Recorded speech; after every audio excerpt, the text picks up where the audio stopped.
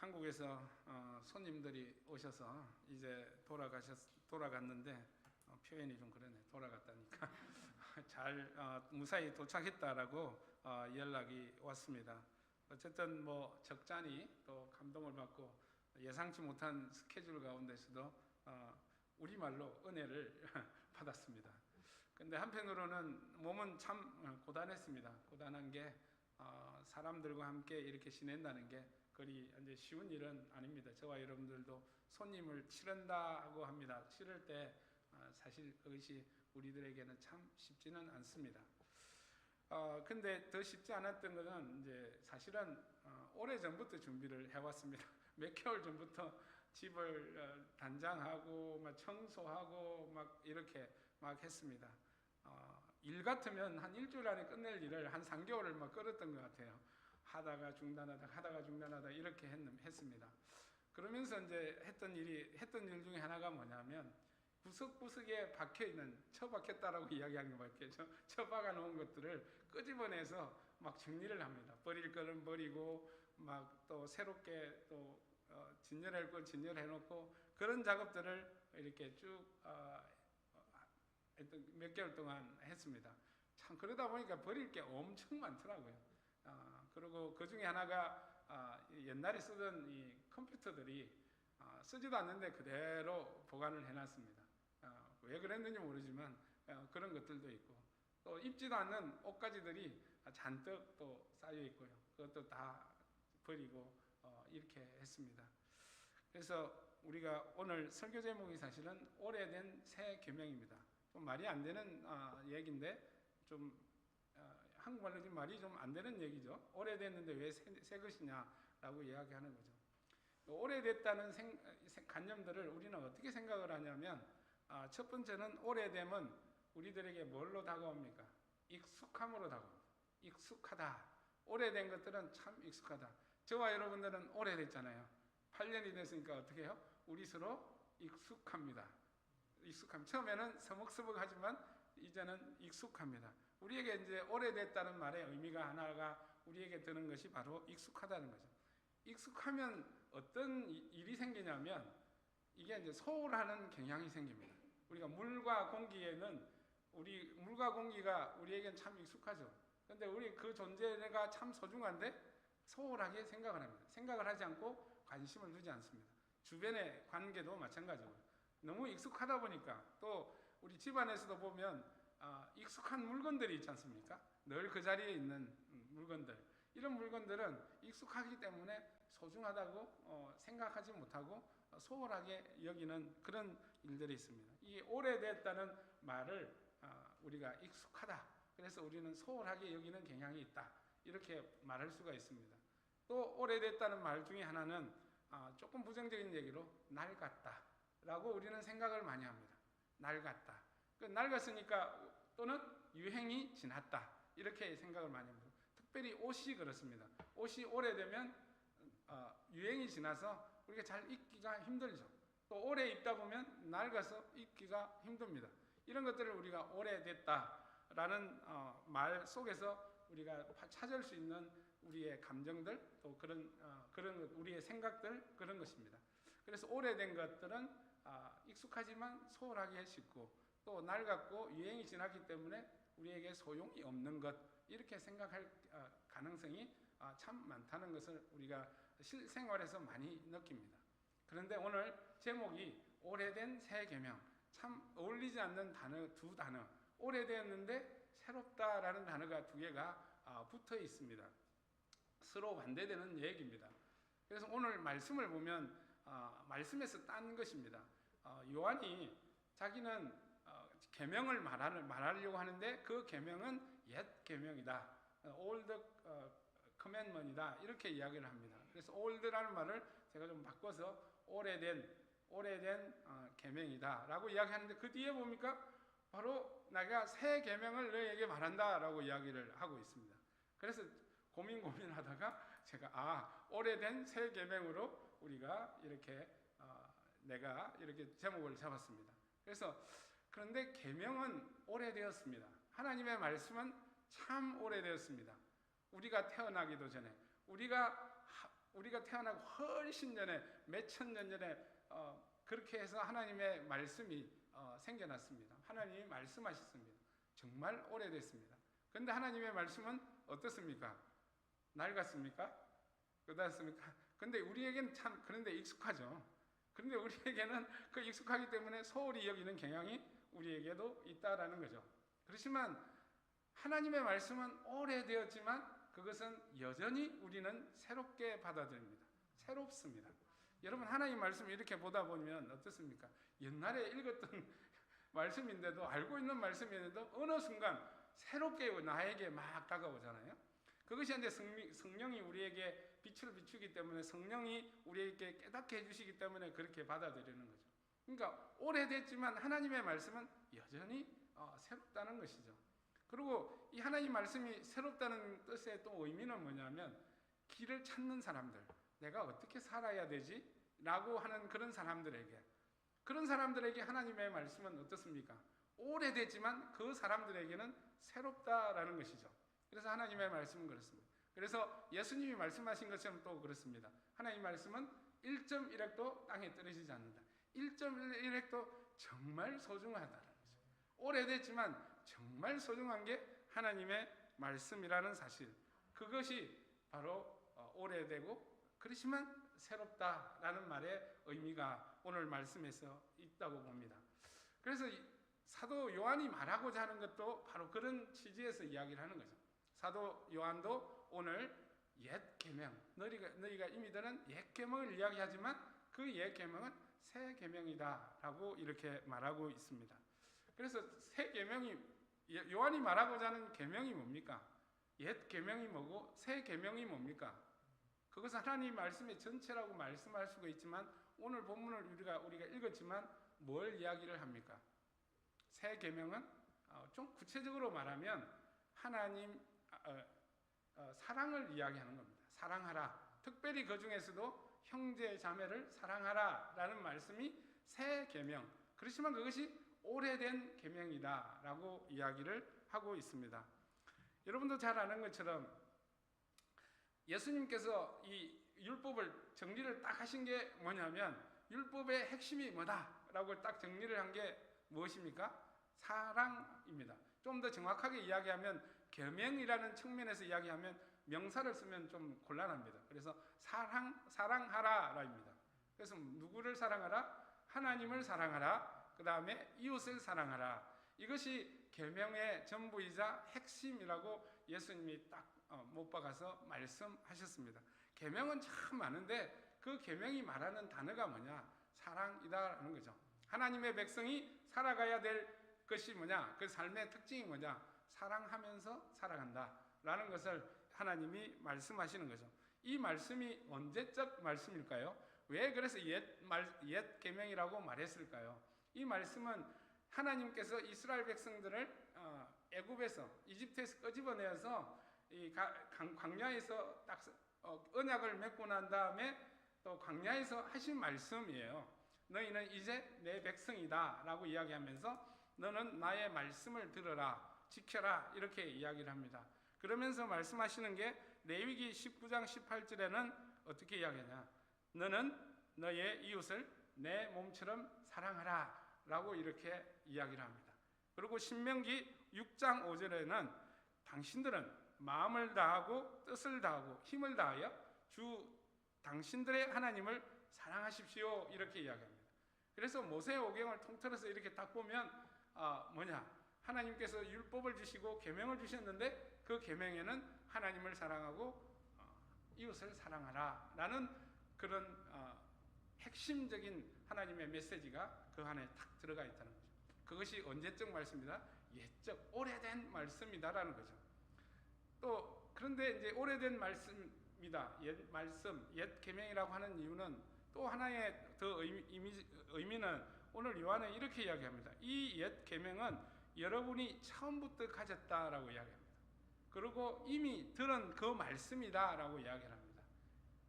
그러니까 옛 계명이라는 뜻은 오래전 이스라엘 백성들에게 주신 말씀이지만 또 그것을 너희가 예수를 믿을 때 우리가 너희에게 가르쳐 준 말씀이다.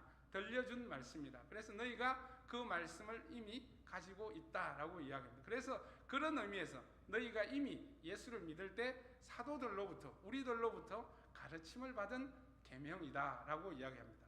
그래서 사도들에게 가르친 계명이 뭐냐? 다른 것이 아니라 예수를 믿으면 하나님의 백성이 된다. 분명하게 그런 말씀을 전했죠. 복음의 말씀을 전했지만 그 다음에 전한 것이 뭐냐? 가르친 것이 뭐냐? 그것만 전한 게 아니라는 거죠. 하나님의 백성으로서 너희가 살아야 될 것이 무엇이냐? 어떻게 살아야 되냐? 그것은 사랑하면서 살아야 된다라는 것이 바로 사도들의 가르침이었다라는 것을 옛 계명 속에서 우리는 알 수가 있습니다. 오늘 본문의 말씀에서 그것을 다 끄집어낼 수가 있습니다.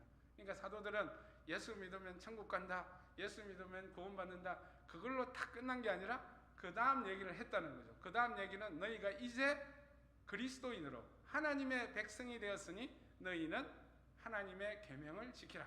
그 계명이 뭐냐? 바로 하나님을 사랑하고 이웃을 사랑하라. 특별히 형제 자매를 사랑하라 라는 것이 그들의 가르침이자 오래된 계명, 그들이 이미 가지고 있는, 새롭게 듣는 게 아니라, 새롭게 사도가 지금 편지를 쓰면 듣는 게 아니라 이미 그들이 들었던 말씀, 가르침을 받았던 말씀이라는 거죠.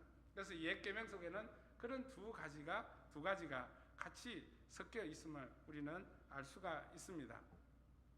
그런데 이게 옛 계명인데 이것이 새 계명으로 된 이유는 뭘까? 왜 새 계명을 이야기한다고 했을까? 그거는 저와 여러분이 너무나 잘 알죠. 왜 그럴까요? 예수님이 그렇게 말씀하셨기 때문에 그렇습니다. 우리가 예수님께서 이제 요한복음을 보면 요한 1서는 요한이 썼잖아요. 요한복음이 쓴 사람이 썼잖아요. 그러니까 요한 1서를 이해하려면 어디를 봐야 되냐? 다른 복음서도 중요하지만 요한복음을 보는 게 굉장히 유익합니다. 거기 보면 13장부터 14장, 15장 이렇게 쭉 보면 어떤 얘기가 나와요? 13장은 여러분 잘 아는 대로 세족식이 나옵니다. 세족식에서 예수님께서 하인처럼, 노예처럼 무릎을 꿇고 제자들의 발을 씻깁니다. 그러고 난 뒤에 하신 말씀이 뭐냐? 너희도 내가 지금 한 것처럼 서로의 발을 씻겨주어라 라고 이렇게 이야기합니다. 그러니까 서로 섬기며 살아야 된다라고 이야기합니다. 그래서 이제 15장으로 이렇게 쭉 넘어오면 14장으로 넘어오면 어떤 일이 있냐면 주의 만찬이 있습니다. 마지막 만찬이 있습니다.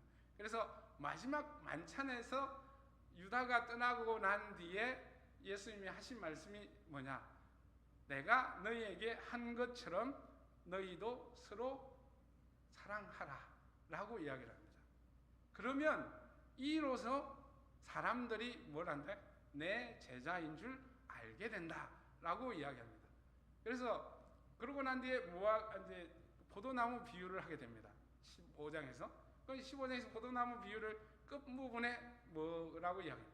내가 새 계명을 주노니 내가 너희들에게 한 것처럼 너희도 서로 사랑하여라 라고 이렇게 이야기합니다. 이것이 새 계명이다라고 이야기합니다. 오래되었지만 예수님께서 다시 그들에게 말씀하신 서로 사랑하라 라는 거죠. 그래서 요한 1서에서 보면 이렇습니다. 서로 사랑하라. 형제 자매를, 하나님을 사랑한다고 하면서 형제 자매를 미워하는 사람들은 거짓말쟁이다 라고 이야기하죠. 그것이 결국 뭐냐? 하나님의 사랑이 표현되는 곳이 어디냐? 형제 자매들의 사랑으로 표현된다는 말이라는 거죠. 그래서 예수님이 강조한 부분이 뭐냐? 바로 서로 사랑하는 부분, 이 부분을 강조를 하셨다는 거죠. 그래서 서로 사랑하는 것이 하나님의 계명이요, 새 계명이라는 것을 예수님이 말씀하신 거죠. 그래서 이 서로 사랑하라는 이 계명은 정말 오래되었지만 지금 바로 예수님이 말씀하신 것처럼 새롭게 예수를 믿은 사람들에게 주어진 계명이다 라고 이렇게 말하는 것입니다. 여기서 여러분들 느끼는 게 어떤 것인가요? 예수님이 우리들에게 주신 계명, 제자들에게 주신 계명은 하나님이 오래전에 주신 계명하고 같다 다르다, 같다라는 거죠. 그래서 오래되었지만 새롭지만 같다라는 거죠. 오래전에 주신 하나님의 계명은 여전히 예수 그리스도 안에서 함께 있는 사람들에게 주어진 새로운 계명과 새 계명과 같다라는 것을 이야기합니다. 그러나 이방인의 관점에서 보면 이 편지가 사실은 에베소 지역과 소아시아에 있는 교회들에게 보내진 것을 보면 이방인 교회들에게 보냈으니까 이 이방인들에게는 이 계명은 어떤 계명으로 들릴까요? 오래됐지만 사실 그들에게는 새로운 계명으로 받아지게 되는 거죠. 저와 여러분들에게도 사실은 서로 사랑하라는 말은 귀에 못이 박히도록 듣습니다. 전혀 새로운 것은 아닙니다. 그러나 우리 가운데 누군가 새 식구가 왔으면 그 사람에게 서로 사랑하라 가르치는 것은 오래됐지만 그 가르침은 새 계명이다라는 거예요. 그에게는 새로운 길이라는 것을 우리는 알 수가 있습니다. 그래서 오래된 하나님의 계명이 새 계명이요. 새 계명은 바로 하나님이 주신 오래된 계명. 그 계명의 핵심은 뭐다? 사랑이다. 사랑하라. 하나님을 사랑하고 서로를 사랑하라. 이것이 바로 우리 그리스도인들, 우리가 하나님을 믿는 사람들이 굳게 붙잡고 살아가야 될 그 길임을 저와 여러분들이 아시길 간절히 소망합니다. 다 아는 내용인데 또 이야기하니까 지겹죠, 그죠? 지겨운데 이게 너무 익숙하다 보니까 우리는 그러려니 생각을 한다는 거죠. 그래서 이런 기회에 다시금 새롭게 여러분들의 마음이 또 새롭게 되어서 서로 사랑하는 것을 다시 한번 우리가 시작하는 그런 시간이 되었으면 참 좋겠습니다. 그런데 이제 오늘 8절의 말씀을 보면 이렇습니다. 다시 여러분에게 새 계명을 보내는데 이 새 계명은 하나님께도 참되고 여러분에게도 참됩니다라고 이야기를 합니다. 그러니까 새 계명은 주님에게도 우리에게도 참됩니다. 이는 하나님께로 되어 있는데 사실은 그리스도라는 말이 표현이 맞습니다. 그래서 그리스도라고 번역되는 게 맞고요. 그래서 예수 그리스도에게 또 참되고 진실되고 그 다음에 우리에게도 진실되다라고 이야기합니다. 무슨 말일까요? 여러분 어떻게 들리시나요? 아, 이거는 참됩니다. 새 계명을 지키는 것, 서로 사랑하라는 이 계명은 예수 그리스도에게도 참됩니다. 그리고 우리들에게도 참됩니다. 라고 이야기하면서 그 다음에 이야기하는 게 뭐냐? 어둠이 지나가고 참빛이 벌써 가까웠기 때문입니다. 빛이 함께 비치고 있기 때문입니다. 라고 이야기합니다. 말이 참 애매하죠. 아리송하죠. 그러면 이 말씀이 어떤 말일까요? 이 말씀은 이렇습니다. 예수 그리스도에게 참되다는 말은 그러니까 이게 NLT 번역을 보면 좀 쉽게 번역한 번역서가 NLT인데 그 NLT를 보면 어떻게 번역이 되냐면 예수 그리스도께서 이 사랑의 계명을 사셨다라고 이렇게 이야기합니다. 이 표현이 맞다고 저는 봅니다. 그래서 예수님에게 참되다는 것은 예수 그리스도께서 그 삶을 통해서 하나님의 오래된 계명을 직접 사셔서 우리들에게 보여주셨다라는 거죠. 그래서 그 계명은 참되다라고 이야기를 하는 것이죠. 그래서 예수님이 우리들에게 보여주신, 제자들에게 보여주신 그 사랑의 법은 어떤 거죠? 다름이 아니라 우리가 잘 아는 대로 십자가에 달려서 죽으신 것입니다. 이것이 왜 사랑이 그대로 나타났나요? 여기 십자가에는 두 방향을 향한 사랑이 있는 거예요. 여러분, 십자가는 누구를 향한 사랑일까요? 우리를 향한 사랑이죠. 그렇지만 또 한편으로 보면 누구를 향한 사랑일까요? 하나님을 향한 사랑입니다. 왜냐하면 인간으로서 예수님께서는 그 십자가를 지시는 게 정말 어려우셨어요. 그래서 땀이 피가 되도록 그렇게 기도하신 거예요. 이 잔을 피하게 해달라고 기도하신 거예요. 그렇지만 그 잔을 마신 것은 어떻게 기도하셨나요? 하나님의 뜻이 이루어지기를 위해서 그 잔을 마신다라고 말씀합니다. 그러니까 예수님이 그 십자가를 지신 것은 뭐냐면 하나님에 대한 사랑을 그 십자가에서 그대로 나타나셨다라는 거죠. 그리고 우리에 대한 사랑은 어떤 걸까요? 그것은 우리가 너무나 다 아는 대로 우리는 찬송 부른 대로 십자가의 보혈의 피로서 우리는 구원함을 받습니다. 예수 그리스도의 십자가의 공로로, 우리의 공로가 아니라 예수 그리스도의 십자가로 말미암아 우리가 예수 그리스도께서 우리의 모든 죄를 다 짊어지시고 다 사하셨기 때문에 우리가 예수 그리스도를 믿으면 우리는 용서함을 받고 하나님의 백성이 됩니다. 그러니까 이 십자가는 누구를 향한 사랑이냐?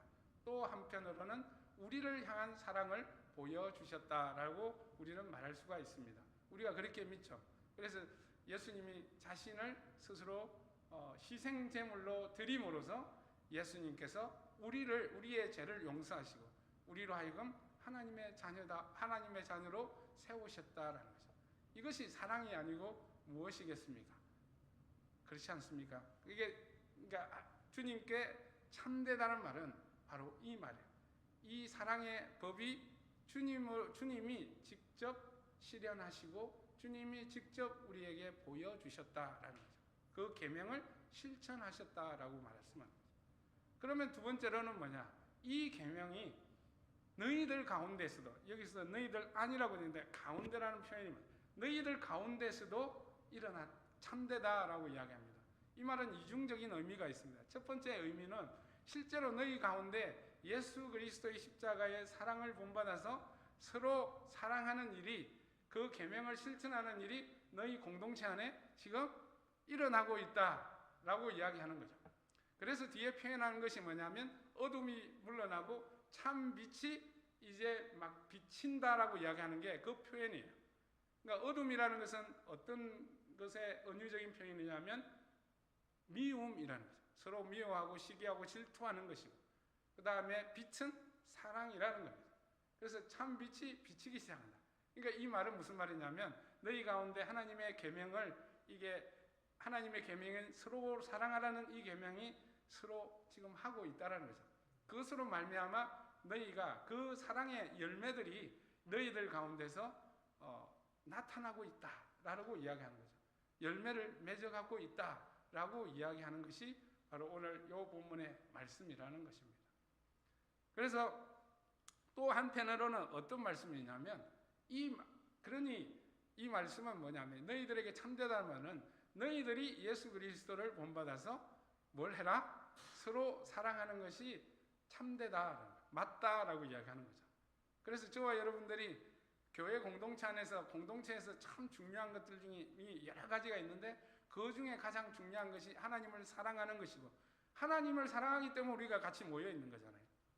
하나님의 사랑 때문에, 주님의 사랑 때문에 모여 있는 거잖아요.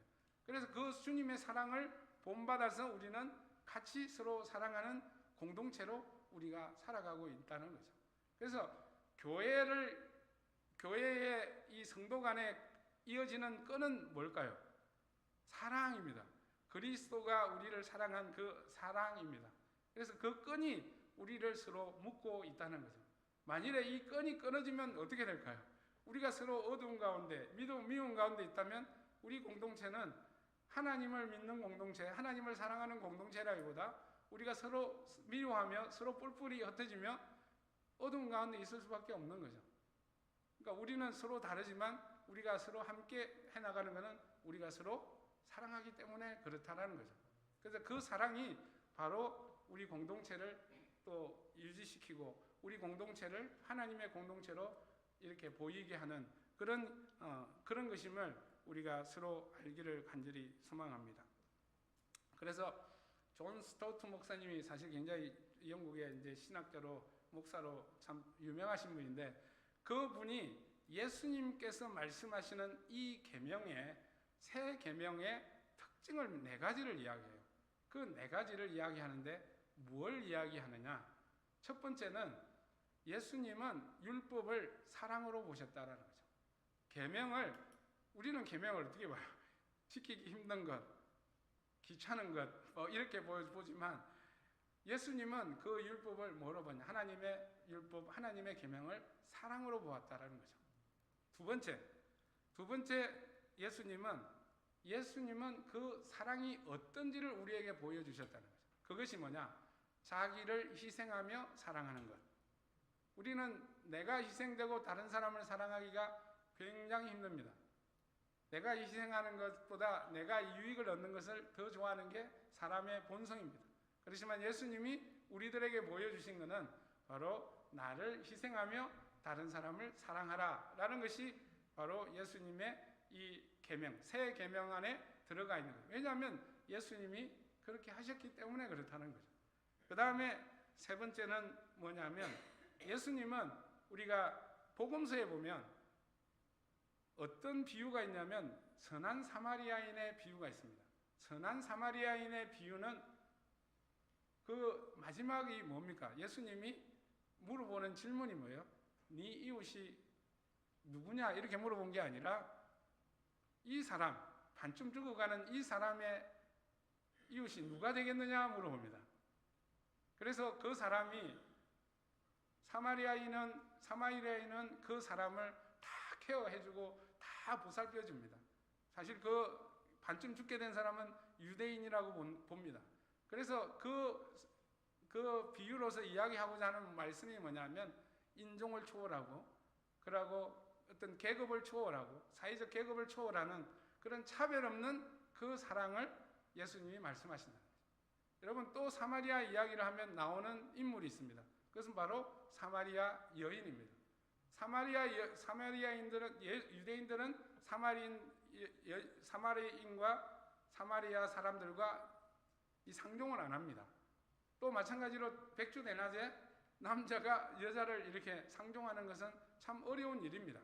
그럼에도 그 모든 것을 극복하고 예수님께서 사마리아 여인에게 복음을 주시며 생명을 주셨습니다. 이런 것을 봤을 때 예수님의 사랑은 어떤 사랑이냐? 바로 차별 없는 사랑이다. 예수님이 주시는 새 계명 안에 거기에 있다라는 거죠. 마지막으로 네 번째로 이 존 스타트 목사님이 예수님의 새 계명을 이야기하는 것은 뭐냐? 예수님의 우리를 향한 사랑은 우리 에베소서에도 나오죠. 사도 바울의 기도처럼 높이와 넓이와 길이와 또 뭐죠? 폭이 얼마나 큰지 너희가 알게 되기를 원한다라고 이야기하죠. 예수님의 이 새 계명, 예수님의 사랑은 늘 우리에게 새롭다라는 거죠. 왜 새로우냐? 알면 알수록 더 깊은 사랑, 더 넓은 사랑을 우리가 깨닫기 때문에 그렇다는 거죠. 그래서 존 스토트 목사님은 이렇게 해요. 새 계명인 이유는 바로 이런 거래요. 우리가 이미 오래된 계명을 가지고 살아가지만 예수님과의 친밀한 교제 속에서 예수님과의 사귐을 속에서 예수님을 또 알아가면서 점점 더 그 계명이 새롭게 받아들이신다는 거죠. 그 서로 사랑하는 메시지가 더욱더 깊게 우리들에게 다가온다는 거죠. 그런 것들이 바로 존 스타트 목사님이 이야기하는 이 예수님이 말한 새 계명의 이런 네 가지 점이라는 거죠. 그래서 마지막 부분에 보면 바로 이렇다는 거죠. 이 새 계명이 그리스도에게 우리에게 참됩니다 하는 말이 바로 이런 거라는 거죠. 우리는 예수 그리스도 안에서 우리가 예수 그리스도와 교제하고 더욱더 깊은 관계를 가지면 가질수록 이 계명이 우리 마음속에 더욱 새롭게 다가온다는 거죠. 그래서 형제 자매들을 더욱 사랑해 나가게 된다라는 거죠. 그것이 바로 새 계명의 그런 힘이다라고 이야기합니다. 그래서 그것이 바로 우리에게는 참되다라고 말하는 것이죠.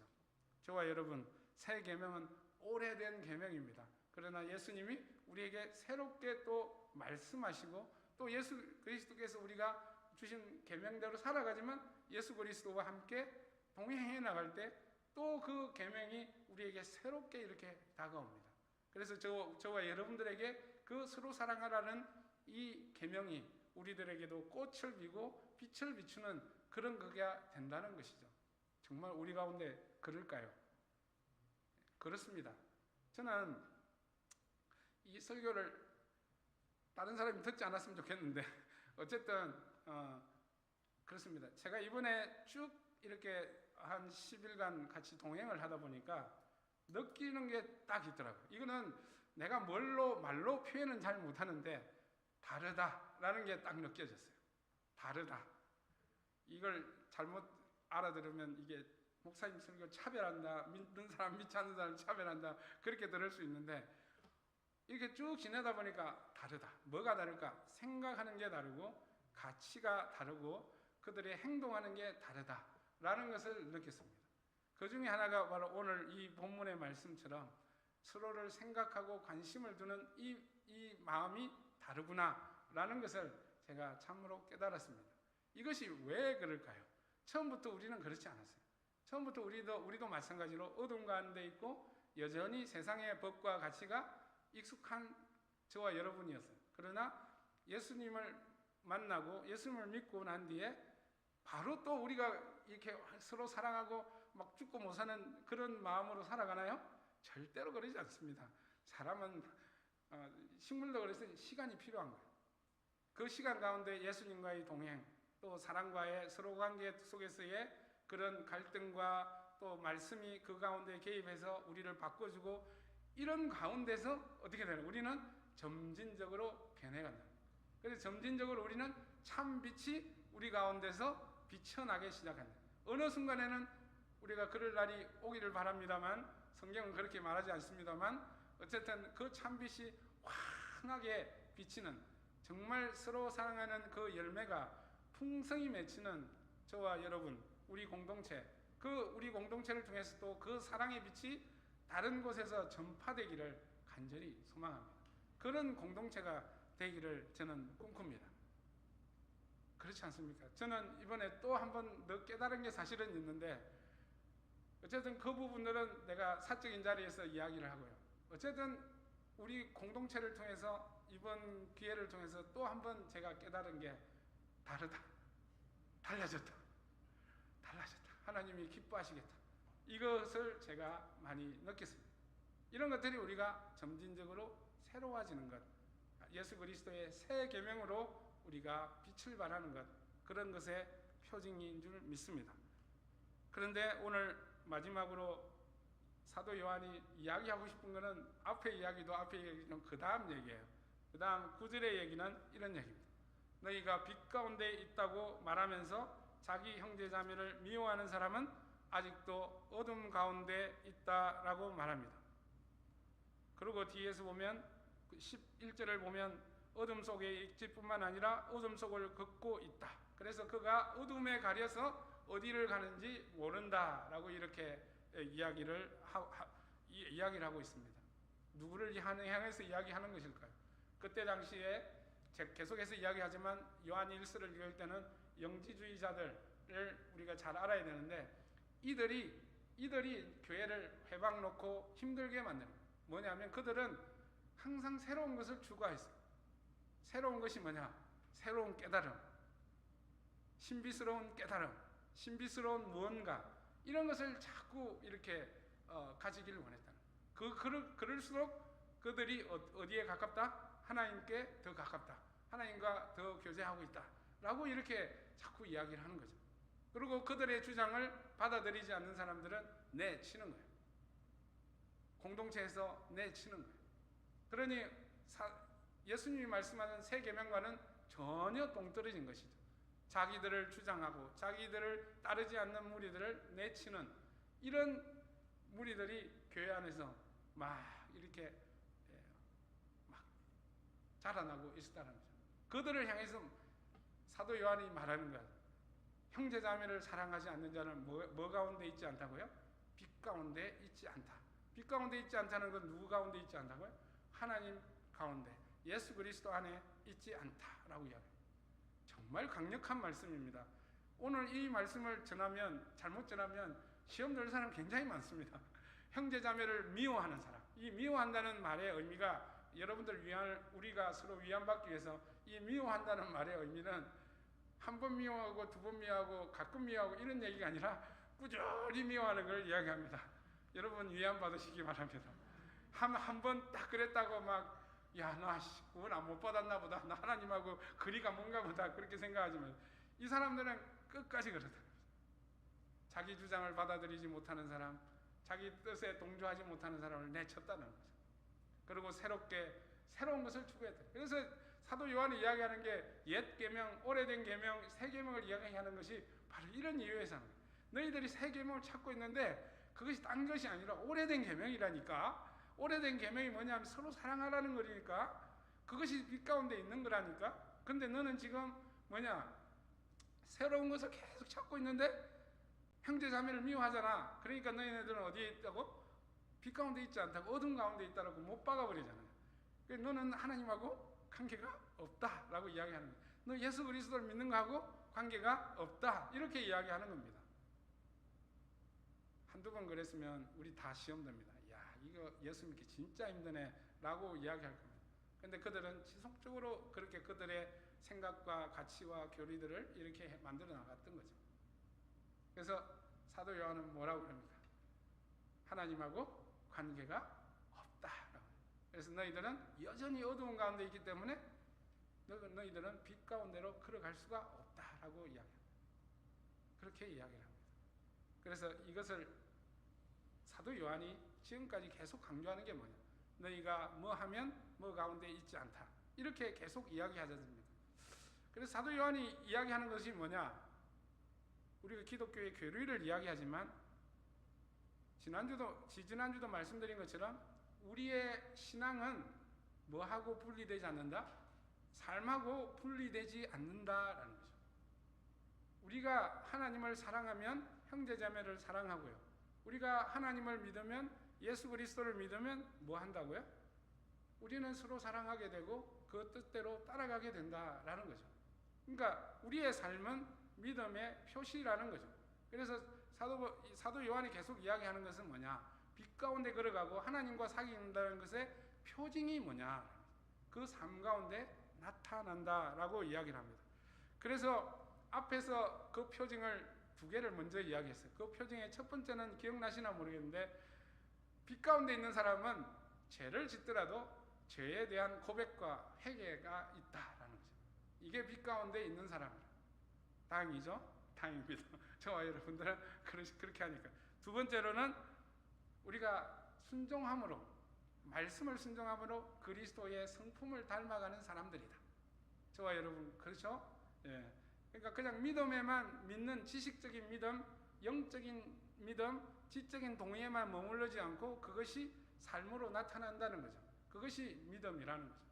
그래서 바로 두 번째가 그리스도의 성품을 닮아간다는 거죠. 그래서 세 번째가 오늘 마지막으로 우리 그리스도인이 된 서로 형제 자매들을 서로 사랑하는 것. 이것이 바로 빛 가운데 있는 것의 증거라고 사도 요한은 이야기하는 것입니다. 형제 자매를 사랑한다고 예수 구원받았다. 그런 얘기가 아니라 예수 그리스도를 믿고 구원을 받은 사람들은 어떻게 한다?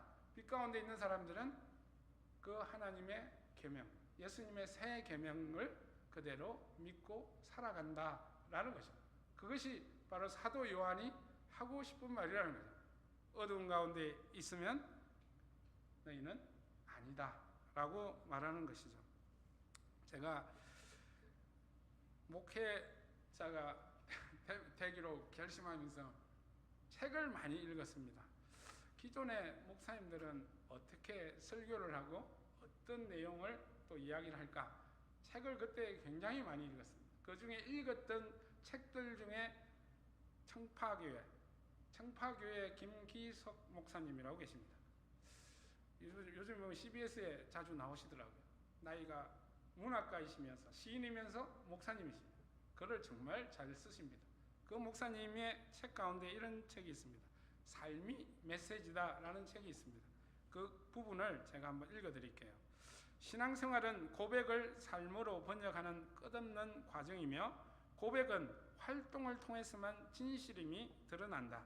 지친 사람들에게 따뜻한 미소를 보내고 무거운 물동이를 나르는 사람을 도와주고 가슴이 울울한 이들 곁에 머물면서 그들의 말을 들어주는 것, 그것이 바로 세상을 향한 메시지다라고 이렇게 이야기합니다. 그렇습니다. 이 목사님의 말씀처럼 사실은 우리의 삶이 메시지고요. 우리의 믿음은 우리의 삶으로 드러난다는 사실을 우리는 저와 여러분들이 아시기를 간절히 소망합니다. 우리가 빛 가운데 있으면 빛의 자녀처럼 우리는 살아야 될 줄 믿습니다. 그것이 바로 오늘 말씀이 우리들에게 주는 메시지입니다. 여러분, 계명을 어떻게 생각하시나요? 계명을 어떤 사람은 이렇게 생각합니다. 우리가 예수 그리스도 이름으로 자유를 얻었고 죄로부터 용서함을 받았는데 우리가 더 이상 계명이 뭐가 필요 있겠느냐라고 생각하며 계명을 가볍게 여기는 사람이 있습니다. 또 한편으로는 어떻게 느낍니까? 계명은 힘든 것이야. 왜 힘듭니까? 제가 지키기 힘들기 때문에 그렇습니다. 그래서 무서운 경고의 말씀이다 라고 우리는 생각을 하는 사람들도 있습니다. 이제 여러분은 이 계명을 어떻게 생각하십니까? 계명은 하나님이 그의 백성들에게 주신 것입니다. 그 계명 안에는 그의 백성들을 향한 사랑이 표현되어 있는 것이 사실은 계명입니다. 우리가 하나님의 백성으로서 어떻게 살지, 어떻게 살아야 되지, 하나님이 말씀해 주신 어쩌면 안내서일 수도 있습니다. 그리고 예수님 그리스도께서는 그 말씀을 우리들에게 어떻게 살아야 될 것인가를 우리들에게 보여주신 것이 바로 새 계명입니다. 저와 여러분, 이 계명이 전혀 우리 애들에게 어렵거나 힘들게 받아들이지 않기를 원합니다. 저와 여러분들이 이 계명이 하나님을 사랑하는 방식임을 우리가 알기를 간절히 소망합니다. 우리가 오래됐다고, 낡았다고, 또는 우리가 익숙하다고 무관심하게 여기지 않기를 간절히 소망합니다.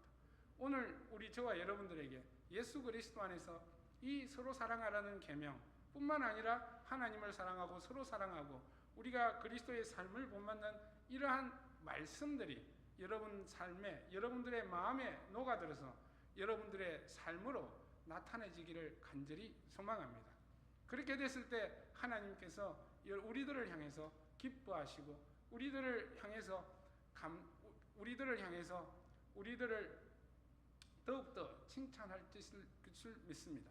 그래서 하나님이 우리를 향한 뜻이 바로 이 계명을 지키며 서로 사랑하는 그런 삶을 살아내는 것임을 저와 여러분들이 아시길 간절히 소망합니다. 기도하겠습니다.